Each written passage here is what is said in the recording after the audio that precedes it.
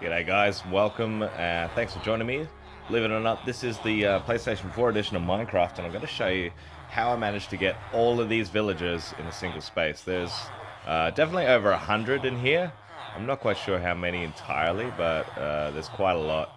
And yeah, this is a way to actually do this automatically as well. So this didn't require a big helping hand from me.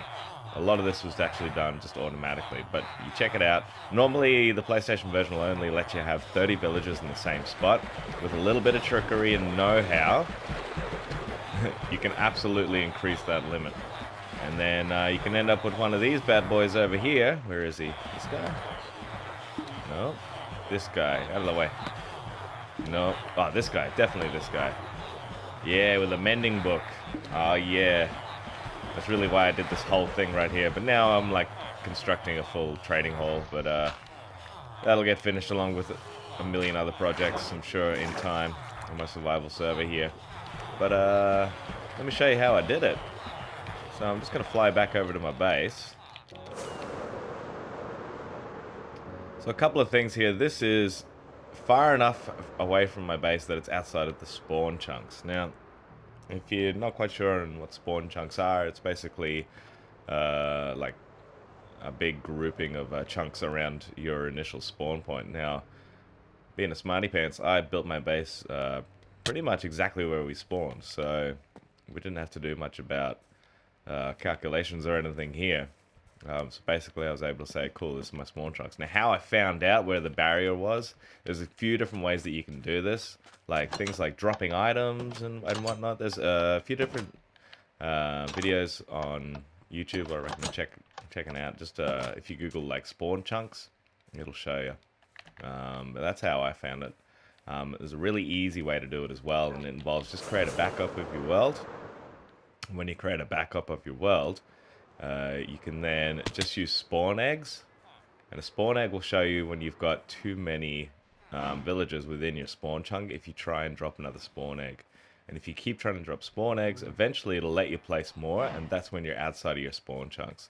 So, enough of all the technical jargon. I'm going to show you the real deal down here. So this is my villager breeder. You can see in here I've only actually got 6 villagers in here and a little baby. Hey. This thing is constant, so that's why I've got this little box up here. You can see I built a little stronghold for myself, so I could stand up there and watch them breed. It's not as creepy as it sounds, and that way I could leave this AFK. And a lot of what I've done is AFK here. So, a couple of things. This is your standard villager breeder for the PlayStation 4. I can't remember where I found this one, but it's like similar to a lot of different designs that are out there. Basically, in the middle here, I got a trapdoor. At the bottom there, I've got 4 doors. There's an empty block on the outside of those 4 doors. And I've got a block right in the middle. And the door starts at like 1, 2, 3 blocks down. Of course, it's 5 blocks down in total. So you dig down 5 blocks, you place these 4 doors. You put a block in the middle, you come back up. And then over here, I just got trapdoors just for water to supply all these carrots. What I did was plant all these carrots in here, till all the dirt. So I had all the carrots, and then I started feeding all the villagers in here. And what I did was I bred and I bred and I bred until I got a farmer. I think, yeah, these guys are both farmers. That's also a farmer, and that guy's a farmer as well. So 4 farmers, a felcher, and 5 farmers. All right, and a sneaky felcher in here.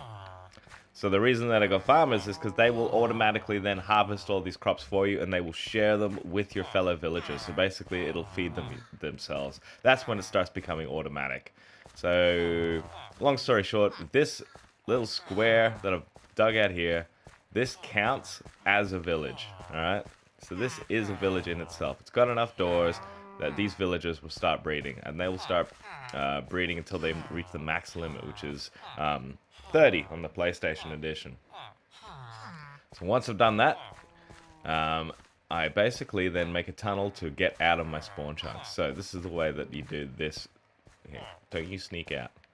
And this is where the automatic part comes in. So I've left this little block down here with the sign on it where the water stream is. Now what happens, and don't ask me why, But the babies, they make their way down here, and they go on a little journey themselves. And this is what happens. I put ice here, but you don't really need ice. What happens is the villagers actually push themselves down this tube here. And I've made water streams that go all the way down.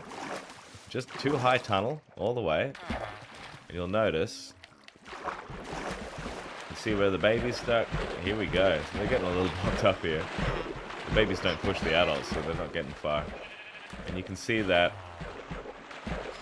these guys will just travel themselves the whole way down. If you leave yourself AFK, they'll do that. The babies grow up, they push the villagers down. You basically got your whole way. This is the old one here. I was experimenting with positioning and trying to get them to breed properly, and I found that you can do it infinitely. It's just all about them spawn chunks. I also had to move the initial place of where I had my trading hall. So the original trading hall is just here, but this was too close. So all my villagers that were here, they weren't breeding anymore. Oh, nitwit. Don't need him. I don't need him.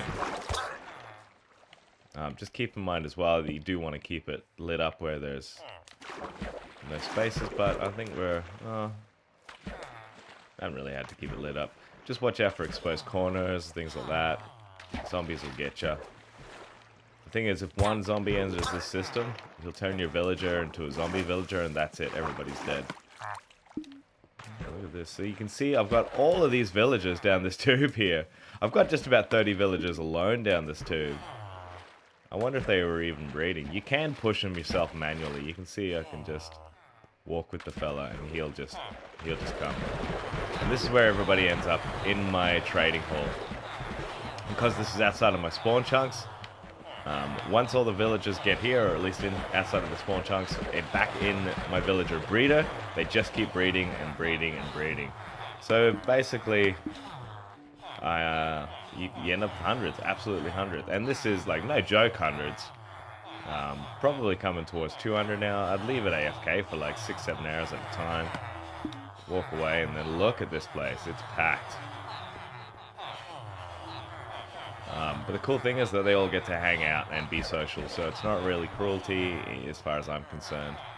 I do have to watch out for these windows here, because I have seen villagers get hit by them. But the thing is as well that nothing happens when you're away from this place, so you don't have to like monitor these guys in the trading hall all the time to make sure they're safe. Just block that up so they don't get out. As long as you're not here, nothing's going to attack them, so you're pretty good. And yeah, that's how it's done. So I will show you just before I go, just so if you wanted to see it, and that's the whole reason you're watching this video, if you want to see a little bit about the spawn eggs, let me just move away over here. You see these guys, I've pushed a few villagers down and they are ready for love again. This little guy is trying to get out, and he'll make his way out of the system. Alright, so let's exit this game. Now what I've done is I've created a backup as well, just to give you guys an idea.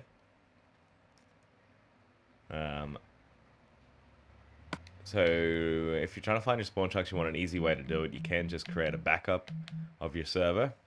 That way you can go into creative mode and it's not going to affect your survival server. So this is a really good way to like experiment and things like that with things on your own server without having to ruin everything or waste a lot of time as well. Like I don't think it's fair that you should have to waste like 8-10 hours of your own time just trying to get something to work.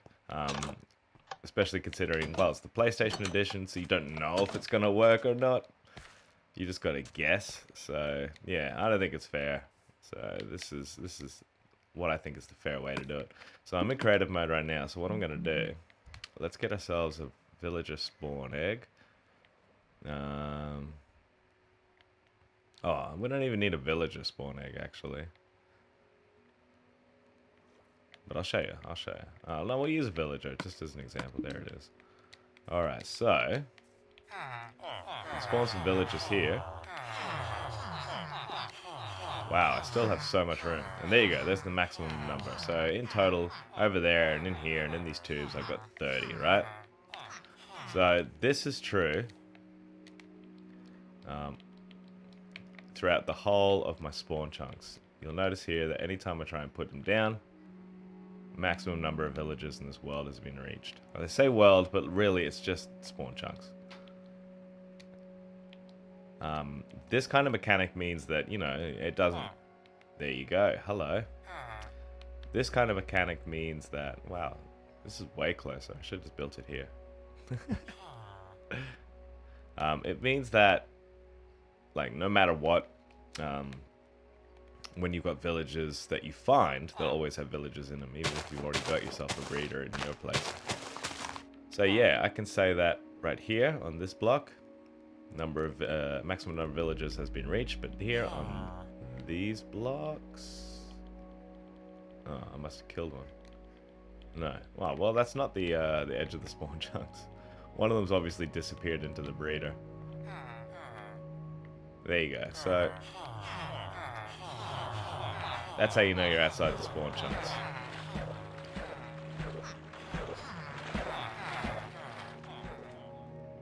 So I would be okay to build a little trading hall here as well. And you can remember that, come back in survival mode. Without saving. You can come back in survival mode and then you can build your trading hall there, which is what I did. That's how you do it. Infinite villages, infinite possibilities, all the trading in the world. You don't need AFK fish farms for books or anything like that. All the enchantments are there. You're doing it legit. And within the mechanics of the game. So, I don't know if this works on Bedrock Edition or on Java Edition. If you want to let me know. I'm going to assume it's the same. I've seen on Java Edition that they just breed infinitely anyway. So, for the PlayStation 4 Edition and its limitations, this is a way to get around that and have infinite villages. Well, I hope this was useful to you. It was certainly useful to me.